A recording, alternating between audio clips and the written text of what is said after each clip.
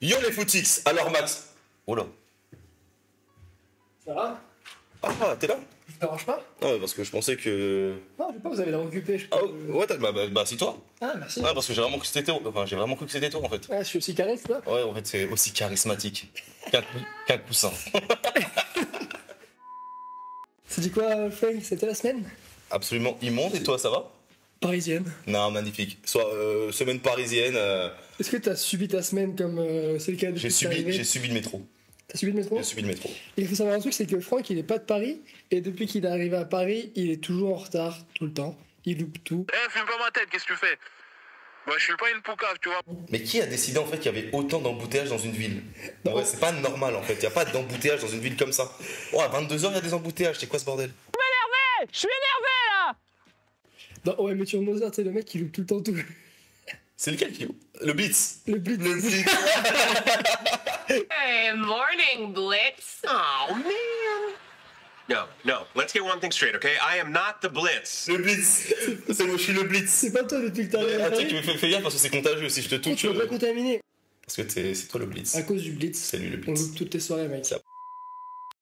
Yo les footix, c'est le retour. On repart encore sur les quarts de finale de très très haut niveau qui va opposer du coup Dortmund à Atlético de Madrid. Atlético de Madrid. Sur le papier, ça semble être la fiche la moins excitante que l'on ait eue, je pense, qui a été tirée en fait depuis le début. Mais je pense pas spécialement que ce soit la fiche qui sera le moins intéressante à voir ou à débriefer. Tu penses? Ouais, je pense que c'est une belle opposition de style entre deux équipes qui ont, tu vois, deux équipes qui ont deux styles totalement différents. Un favori clair, un outsider clair. Et ouais, je pense que ça va être un match assez intéressant. Et toi, qu'est-ce que tu en penses? Je pense que c'est le quart de finale le plus déséquilibré. Déséquilibré? Ouais. Ok. Pour moi, Dortmund est nettement en dessous. Et je dirais même que l'Atlético est pour moi un prétendant au titre, de par leur style de jeu. De par la nature du tableau aussi. De par le tableau aussi, mais moi je trouve que ça, ouais, c'est assez déséquilibré, je trouve, le rapport de force. Et puis la forme actuelle aussi. En fait, je pense que c'est déséquilibré plutôt c'est plutôt déséquilibré en fait par les noms plutôt que par la forme actuelle. Parce que je trouve que ce soit Dortmund ou l'Atlético Madrid, on n'est pas spécialement sur des formes incroyables en championnat. Les deux équipes sont éliminées des deux coupes nationales. Donc je pense qu'on est quand même sur deux équipes qui se cherchent. L'Atlético qui est l'une des moins bonnes équipes à l'extérieur en Liga. Dortmund qui est pas spécialement sur une grande saison, ils sont déjà à 20 points de retard sur Leverkusen. Donc je pense qu'on est sur deux équipes en fait qui jouent leur saison sur ce match-là, tu vois. Après, je trouve que l'Atlético aussi est assez inconstant. Et ils font des matchs, ils peuvent faire un match incroyable comme éliminer le Real de Madrid, c'est ça, en Copa del Rey. En Copa del Rey, comme se faire éliminer juste après par l'Atlético Bilbao. Exactement. Et c'est vraiment tout ou rien. Et dans un grand soir, si c'est tout, bah ça peut faire mal parce que je trouve que c'est un mini Real pour moi. Je sais pas si t'es d'accord avec moi, mais je trouve que c'est un mini Real. Dans sa manière d'aborder les matchs. Ouais, et dans son style qui est un petit peu. Il s'adapte un petit peu à l'adversaire. Ouais. Ils font le dos rond, un peu un caméléon. Et je trouve qu'ils sont beaucoup plus joueurs que les années passées. Ils ont ce côté un peu plus joueur, mais après, je trouve que c'est une équipe quand même chasse le naturel et revient au galop.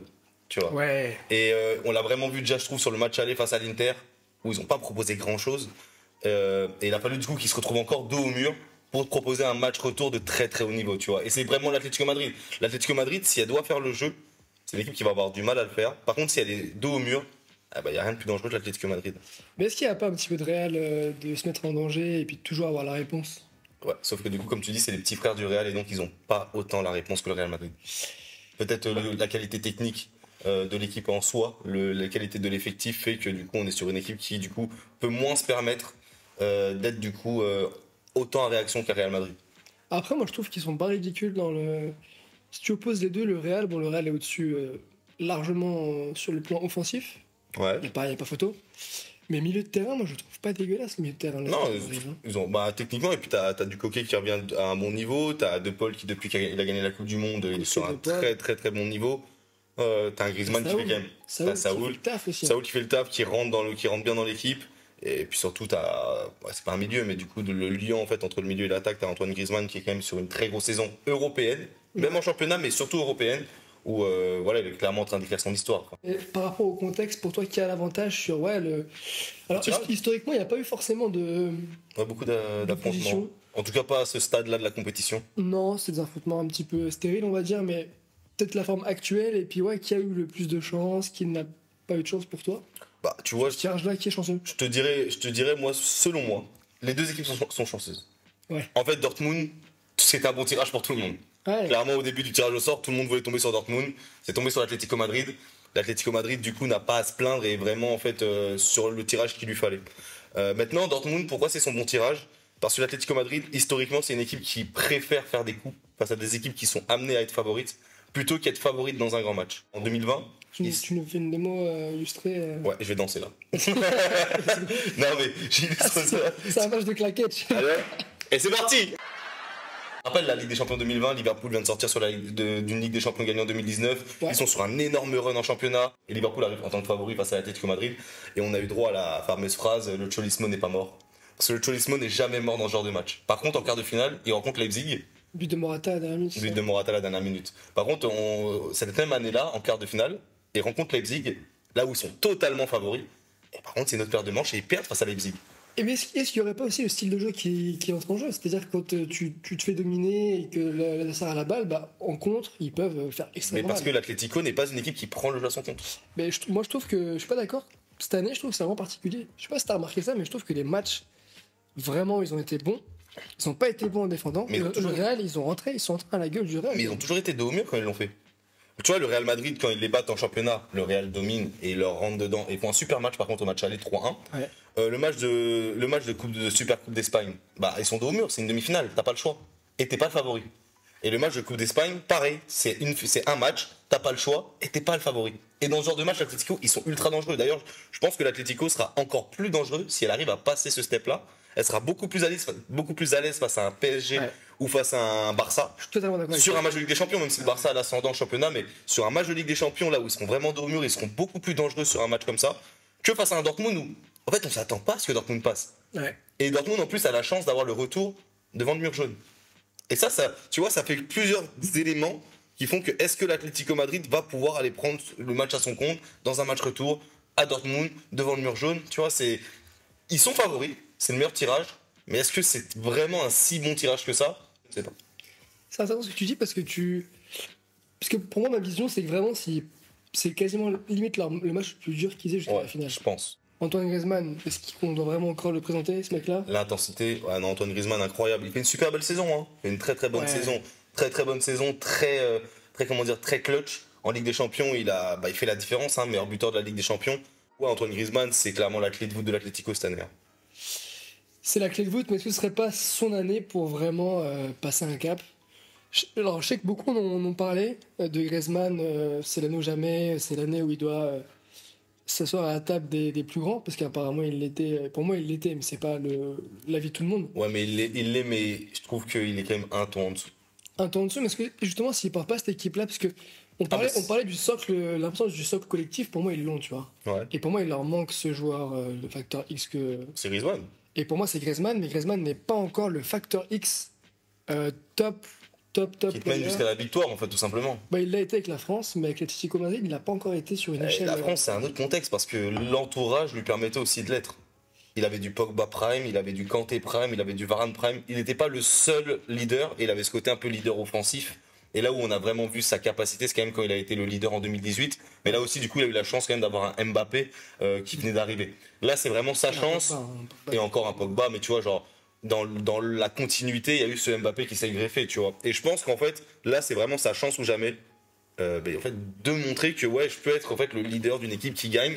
Et en fait, c'est clairement mon équipe. En fait, il y a pas de débat. C'est pas l'équipe à Pogba. C'est pas Pogba le capitaine, officieux de l'équipe. C'est pas Mbappé le meilleur joueur de l'équipe. Non. Là, c'est vraiment mon équipe. C'est moi qui la tiens de A à Z. À chaque tour, c'est moi qui suis décisif. Vraiment, tout ne tourne qu'autour de moi, tu vois. Et alors, je pense que je vais en faire. Je vais faire grincer des dents, dont les tiennes. Mais est-ce que si admettons que là il passe, que Griezmann porte son équipe sur ses épaules, fasse une Champions League XXL et qu'il gagne une Champions League, c'est une possibilité en vrai. Est-ce qu'il n'y aurait pas un peu de Messi à la Coupe du Monde en termes de Je suis un key player, je suis un factor X, j'ai une grosse structure derrière moi, avec pas de grandes individualités, plutôt un collectif assez fort. Ouais. Et j'arrive à chaque match te sortir de la merde et tirer un petit peu la charrue. Est-ce qu'il n'y aurait pas un peu de. Tu me fais pas... La comparaison est possible. Moi, je trouve que tu me fais pas grincer des dents, je trouve que c'est possible. Ouais, parce que, à la différence près que l'Atlético a quand même un coach un peu plus charismatique, qui porte vraiment les idées de son équipe. Et donc, c'est quand même là où vraiment c'était l'Argentine de Messi, ça sera quand même et l'Atlético de Griezmann et du Cholo. Donc, il y a quand même ce côté où, en fait, il partagera, on va dire, la vedette. Mais clairement, s'il gagne la Ligue des Champions, il s'inscrit déjà rien que pour le Ballon d'Or. Surtout après, il y a l'Euro avec la France et tout. Et je pense que, parce que là, si lui dessert, c'est un petit peu ça, c'est qu'il a des stats vraiment incroyables. C'est colossal, Griezmann. Ouais, il a des super belles stats. Pour un milieu de terrain en plus, parce qu'il a joué ailier, il a joué 9,5, mais il a surtout joué en tant que 10. Ouais, en relais. Enfin, c'est le liant, c'est le leader technique, c'est le lien entre l'attaque et la défense de l'Atlético Madrid. C'est ça, et moi je trouve que ses stats sont assez incroyables pour un joueur qui n'a pas vraiment tout le temps joué en tant que numéro 9, même jamais joué en tant que numéro 9, mais qui n'est pas un ailier pur, ou tu vois. C'est un poste vraiment hybride avec la France, il joue même 8. Pour dire. Ouais. Je trouve que ses stats sont assez incroyables par rapport à son style de jeu. Et là, le fait, pour moi, ça le mettrait dans une autre dimension en fait de gagner cette Champions League, et ça la rapprocherait des plus grands, tu vois, vraiment des joueurs qui ont marqué une génération entière. Ouais. Et je me dis, il est pas loin de l'être déjà. Ouais, parce qu'avec la Coupe du Monde. En soi, s'il gagne la Ligue des Champions avec l'Atlético, la première de l'Atlético, après avoir passé autant de temps, et puis on connaît l'histoire, il est parti au Barça, les supporters l'en ont voulu, il est revenu en Loire. Et puis il faut surtout dire, Griezmann n'a jamais gagné de trophée avec l'Atlético. Ouais. Il n'a jamais gagné de Liga, il n'a jamais gagné de Ligue des Champions. Et donc du coup, ce serait vraiment un coup de poing sur la table, en fait, tout simplement, que de gagner cette Ligue des Champions. Maintenant, le parcours est long, il faut déjà passer par ce stade Dortmund. Dortmund quand même qui, je trouve qu'on les sous-estime un peu, mais Dortmund quand même qui est sorti du groupe de la mort premier, en ayant battu Newcastle à Newcastle, en ayant battu le Milan à Milan. Ils s'en sont sortis plutôt bien face au PSV Eindhoven. En fait, en Ligue des Champions, Dortmund nous donne quand même pas mal de billes, tactiquement en tout cas. Ils ont un style de jeu qui convient à la Ligue des Champions, très porté vers l'avant, mais sans prendre de risques inutiles, qui peut leur permettre en fait tout simplement aussi d'être un épouvantail pour l'Atlético sur ce match. Hein. Ouais, c'est vrai. C'est vrai, mais je trouve juste pas il n'y a pas de joueurs vraiment, tu vois. Un collectif fort. C'est leur, comment dire, c'est leur mercato hivernal en fait qui les a sauvés. Le fait d'avoir ramené Sancho et de l'avoir remis à un bon niveau, ça a fait beaucoup de bien. Bien. Ça fait surtout du bien parce que c'est un profil qui leur manquait. Et du coup, avec Reus, ils ont deux profils sur les côtés qui peuvent te permettre de faire des différences. Malen aussi, qui avait fait un début de saison assez compliqué et qui là revient très bien. Donc du coup, en attaque, t'as une attaque de flèche, tu vois. Malen, j'ai du mal, moi. Ouais, mais il est pas trop mal en ce moment. Moi aussi, j'ai un peu de mal, mais en ce moment, il est pas trop mal. Et c'est vraiment sur les profils. C'est une équipe qui peut vraiment t'emmerder. Et surtout, si l'Atlético Madrid, du coup, a du mal en fait à savoir sur quel pied lancer. Est-ce qu'on domine? Est-ce qu'on laisse le jeu venir à nous? On est favori? Est-ce qu'on va chercher la qualification? C'est des joueurs en fait qui peuvent t'exploiter n'importe quelle faiblesse de l'Atlético sur un malentendu.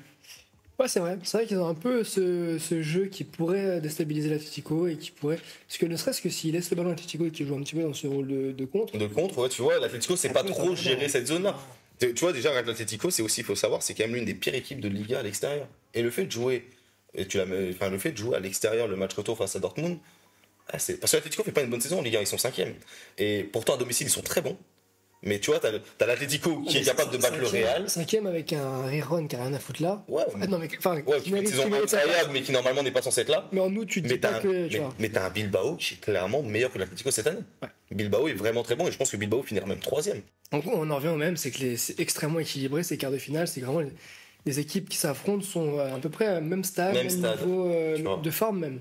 Mais en tout cas, l'une contre l'autre, leur qualité match avec les défauts de l'autre. Parce que on peut aussi le dire, Dortmund c'est une équipe qui fait une saison compliquée, c'est une équipe qui a du mal à gérer les transitions avec leur défense qui est vachement lente. Mathieu Mels encore, en 2024, Mathieu Mels on fait quand même plus solide. Je pense que l'Atlético quand même est l'équipe qui s'en sort le mieux dans ce tirage. De toute façon, Dortmund s'en serait sorti face à personne, mais l'Atlético quand même, la Ligue des Champions elle prend un autre tournant. Je veux dire, après le match aller face à l'Inter, si on t'avait dit que l'Atlético serait à 2 matchs d'aller en demi-finale de Ligue des Champions, personne ne l'aurait cru. On est quand même passé à côté d'une saison catastrophique où tu sors de toutes les compétitions, 5e de ton championnat, et là finalement en fait tout souffre pour eux. En fait, j'essaie d'être objectif et de me dire c'est du football, et je vois pas dans quel monde Dortmund peut éliminer Atlé. Moi, c'est ce qu'ils m'ont montré sur la Ligue des Champions. Ouais. Je trouvais qu'ils ont quand même été assez solides cette année. Peut-être je suis médisant. En fait, pour être franc, je regarde pas forcément leurs matchs. Moi non plus, j'ai pas trop suivi Dortmund, mais de ce que j'ai vu en Ligue des Champions, tu vois, on a suivi le groupe du PSG. Et ils ont quand même été sacrément solides pour terminer premier de cette poule, tu vois. Fallait le faire, de sortir Newcastle, le Milan, terminer devant le PSG. Tu vois, le match retour face au PSG, ils leur font beaucoup de mal, tu vois. C'est vrai que bon après c'est un style de jeu qui est assez épuré et assez simpliste, c'est-à-dire on bloque bas et moi ça fait rare penser aux équipes de bas de tableau et de milieu de tableau de première ligue. C'est qu'ils vont jouer à 11 derrière, tu auras un milieu de terrain qui va être assez resserré et puis ça va exploser sur les côtés en compte quoi. Ouais, c'est un peu ça. C'est un peu le style. Pas spécialement le jeu, on est loin du gros Dortmund des saisons qu'on a connues les dernières années. Mais c'est vrai que quand t'as Malen et que t'as Sancho, pour les comptes, c'est quand même. En tout cas, ça fait. Enfin, dans le style de jeu que demande Dortmund, c'est à peu près ce qu'il leur faut, tu vois. Et est-ce qu'il est. Ça manque de finition. Il est blessé ou pas, le petit jeune là, Adeyemi ou... Adeyemi Non, je pense qu'il sera là aussi. Hein. Il y a aussi du Adeyemi, tu vois, qui peut être très fort, très rapide, très virevoltant. Donc c'est très. Dortmund a des cartes à jouer. Ils sont pas favoris, mais ils ont des cartes à jouer. Non, clairement. Clairement, et puis Emre Can, qui est pour moi. Enfin, je sais pas s'il jouera en 6 ou en centrale. Ouais. Je trouve bien meilleur en 6. Moi aussi. Je trouve que c'est un gâchis de le mettre central. Après, le problème, c'est qu'ils ont peut-être pas tant d'options en fait. Bah après, alors je sais pas si leur arrière-droit va revenir, parce que le problème c'était que Zoule joue à droite, et du coup t'avais un trou au milieu. Mais si tu mets Zoule et Hummels dans l'axe, tu peux te retrouver. Ça reste solide, et t'as Emre Can qui sort même milieu de terrain. Et en 6, je trouve vraiment intéressant. C'est pas du niveau de Rodri ou de Rice évidemment, mais il fait le taf quoi. Après, puis t'as toujours des forces, des forces qu'on connaît. Marco Reus, c'est un joueur un peu éternel, tu vois, qui peut te sortir un gros match. Donc, non, c'est un match assez intéressant. Je te coupe. Moi, dis-moi. Mais je trouve que le Reus, c'est un peu le Griezmann de Dortmund, c'est-à-dire, c'est sa dernière chance. Ouais, et pourquoi pas, tu vois. Ouais, après, tu vois, Reus, moi, là, tu touches à ma sensibilité foot. Reus, c'est vraiment un joueur que j'ai adoré. Et je trouve qu'il est vraiment passé à côté d'une carrière il aurait dû avoir une autre carrière. Ce qui est incroyable, c'est que si tu compares à Götze, une paresse de comparaison, c'est que Götze, j'ai l'impression qu'il a toujours fait les choix quand il fallait. Ouais. Il a eu une carrière beaucoup plus forte. Et qui a peut-être pas forcément mérité. Il est incroyable. Mais il était bien plus haut et son nom restera dans des moments bien plus importants qu'un Reus que j'ai trouvé tellement plus fort que lui. Exactement. Et là, je veux en revenir, c'est que à Dortmund, les deux ensemble, pour moi, Reus était largement au-dessus de Götze. Et comme ça que c'est Götze qui a été au Bayern, c'est Götze qui marque le but de la victoire en finale de la Coupe du Monde contre l'Argentine. Reus a une carrière flamboyante. Ah, c'est vrai. Tu te dis merde, c'est joué à peu de choses. Quoi. Mais Reus, en fait, je pense que Reus, tout simplement, il paye sa loyauté. Ouais. Il paye sa loyauté dans un club qui n'est pas le Bayern. Je sais pas s'il aurait été vraiment si loyal que ça s'il avait pu signer au Bayern l'année où il se blesse. Parce que l'année où il se blesse, il devait signer au Bayern. En vrai, le Bayern l'aurait pris à tous les ans. Hein. C'est vraiment lui qui a été loyal. Hein. Et j'aurais bien aimé voir une attaque Reus, Robben, Ribéry. Bref, c'est pas le débat, mais ça aurait été intéressant. Et sinon, en termes, du coup, une question qui est assez intéressante, du coup, c'est en termes de key player, pour toi, un peu, tu penses que la clé du match viendra de qui ? On en a parlé, Griezmann, forcément. L'Atlético Madrid. Griezmann et Cholo, pour moi, sont les plus-values. Après, tu as du Alvaro Morata qui fait quand même une belle saison. Et s'il décide de te faire une Morata Juventus 2015, ça peut être aussi intéressant. Mais moi, je partirais sur Griezmann côté Atlético Madrid. Je pense qu'il y a beaucoup de choses qui viennent de lui. Et puis du même fils de paille sur le banc qui peut être en électron. Tu vois, c'est qu'on ne parle pas beaucoup de paille, mais c'est quand même un sacré joker. C'est un bon joker. Hein. Puis on l'a vu contre l'Inter. C'est Dortmund, je dirais Reus pour la beauté du sport, pour le football poésie. Celui qu'on aime. Celui qu'on aime. Pour avoir pas un gros match de Reus. Moi, je dirais sur Jadon Sancho. Qui vit quand même une pas mauvaise rédemption à Dortmund. Il retrouve des jambes, il met des buts, il est assez décisif. Donc Jadon Sancho, qui je trouve quand même doit revenir en fait tout simplement au moins au premier plan aux yeux de l'Europe. Et c'est la meilleure plateforme pour lui, un quart de finale de Ligue des Champions face à l'Atlético Madrid. C'est le moment de me remontrer un petit peu ses qualités. Et puis c'est un joueur qu'on a oublié quand même, mais quand il est en confiance, en tout cas dans la tête, c'est un sacré bon joueur de football. Donc non, franchement, je pense que Jadon Sancho peut avoir son mot à dire. Après Dortmund, je pense que c'est quand même plus collectivement qu'ils peuvent le faire. Et puis côté Atlético, Griezmann, ça reste pour moi la valeur sûre. Et puis Sancho, il a à se faire pardonner un petit peu des espoirs non convertis à United. Je suis d'accord avec toi. Un petit prono ? Un petit prono, je dirais au cumulé ou... Tu vois qui passer ? Athlé, matin, midi et soir. Ouais. Et je pense que l'écart va être fin, un petit écart, parce que je vois bien Dortmund faire un très bon match défensivement et mettre potentiellement l'Athlé en danger sur des contres. Donc ouais, je dirais des scores serrés, pourquoi pas un nul à Dortmund, mais du coup à l'aller une victoire quand même de l'Atlético Pas un petit 2-1, un petit 3-1. Ouais, un truc assez confortable. Ouais, et puis un petit 4-2 au cumulé, on va dire. Ouais, ça me semble logique. Bon, moi, j'irais sur l'Atlético Madrid. Je pense quand même que l'Atlético Madrid passera. Mais je mets quand même un petit point de vigilance. L'Atlético Madrid n'est jamais moins à l'aise que quand elle joue une équipe où elle est favorite. Et donc pour moi, dans ce sens-là, je pense que Dortmund a toutes ses chances, vraiment toutes ses chances. Surtout avec un match retour à l'extérieur. Donc l'Atlético pour les noms, pour la beauté, pour l'histoire de Griezmann. Pour le fait que voilà, j'attends aussi d'un Griezmann en fait qui crée son histoire. Voilà, c'est le moment, c'est pour toi, une demi-finale, tu le fais. Toi, Grisou. C'est clairement pour toi, Grisou. Si tu nous écoutes, c'est ton année. Ce serait top. Mais en vrai, faire très attention à Dortmund pour moi. Ouais, je suis d'accord avec toi, ça va être un match piège. Mais bon, j'ai envie de te dire, si tu n'arrives pas à éliminer Dortmund, même en prenant en compte le style de jeu, même en prenant en compte le fait d'être favori, si tu n'arrives pas à éliminer Dortmund en quart de finale de Champions League. Mais après avoir battu rien l'Inter, je pense qu'en vrai, tu passeras ce tour-là. Ouais. Dites-nous votre avis, les footix, ça nous intéresse. J'espère que la vidéo vous a plu. Je sais que c'est pas un match facile, puisque je pense pas qu'on. Enfin, en tout cas, c'est pas mon cas, c'est pas le tien non plus. On regarde pas tous les matchs de l'Atlético Madrid ou de Dortmund. C'est pas celui que vous avez regardé, je pense, en quart de finale. Mais il est pour autant intéressant et je pense que l'Atlético peut aller loin. Donc, ouais, quand même, jetez un coup d'œil dessus et dites-nous votre avis. Bah, dites-nous clairement qui vous voyez passer. Est-ce que vous voyez l'Atlético plutôt passer, Dortmund? Est-ce que pour vous, El Cholo Simeone va encore réussir à aller en demi-finale dans une année où on ne croyait pas en lui?